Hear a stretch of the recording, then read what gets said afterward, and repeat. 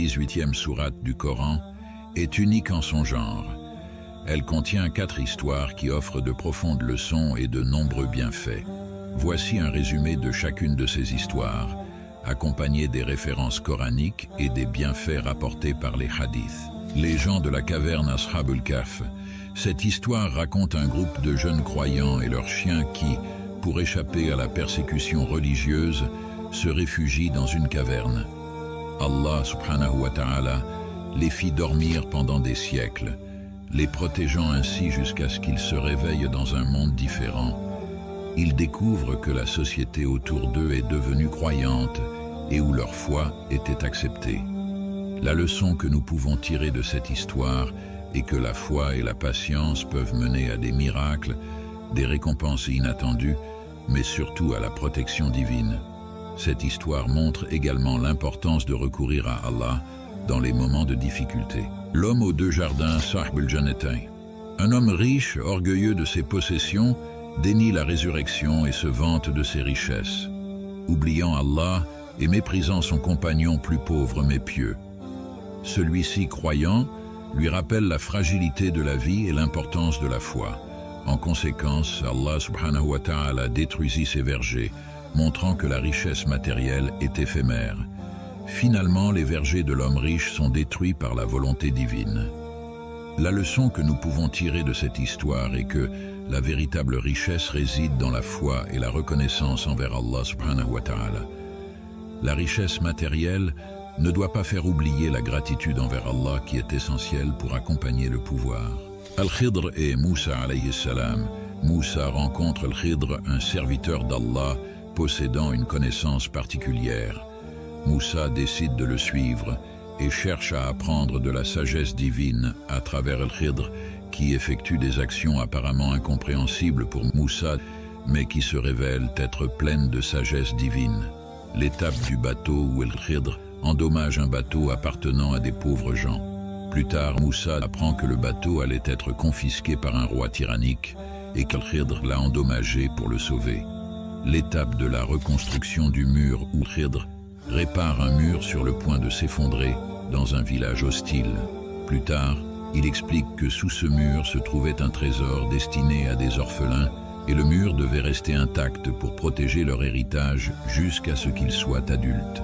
Puis vient l'étape de l'enfant tué, où Al-Khidr tue un jeune garçon, ce qui choque Moussa. Al-Khidr explique ensuite que l'enfant allait devenir un tyran pour ses parents pieux, et Allah subhanahu wa ta'ala voulait les préserver de ce malheur.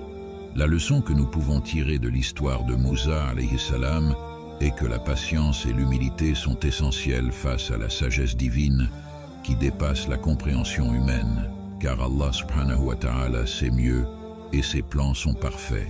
Dhul Qarnayn, un roi juste et puissant nommé Dhul Qarnayn, voyage vers l'est et l'ouest, aidant les gens et établissant la justice. Il construit une barrière pour protéger un peuple contre les attaques de Gog et Magog, Yajouj et Majouj.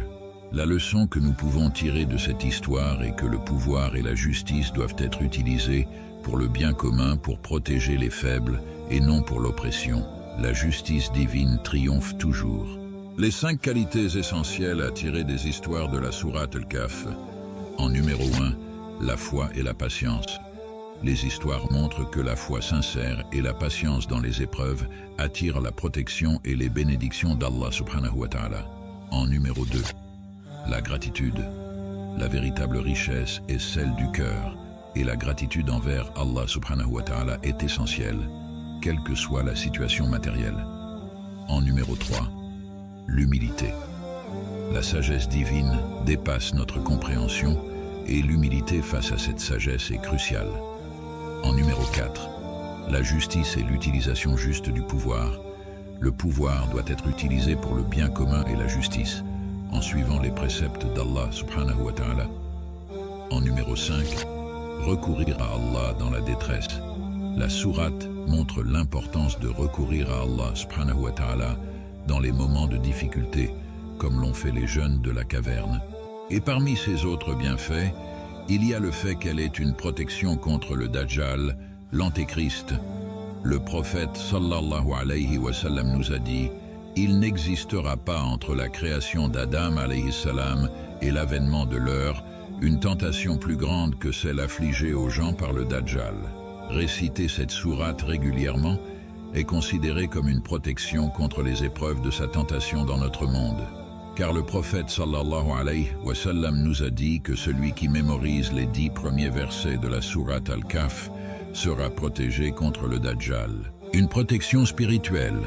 Le prophète sallallahu alayhi wa sallam nous a dit que celui qui récite la sourate Al-Kahf le vendredi, une lumière l'illuminera entre les 2 vendredis. Un renforcement de la foi.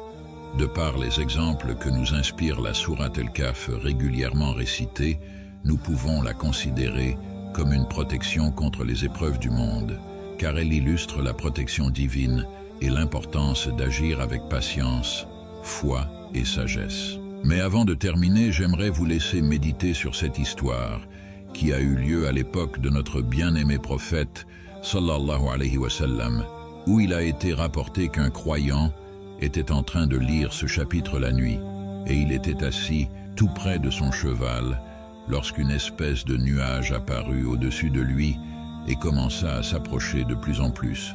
Alors le cheval s'emballa et voulut fuir en forçant son attache, ce qui empêcha le croyant de continuer sa lecture. Il partit au matin voir le prophète et lui raconta ce qui s'était passé.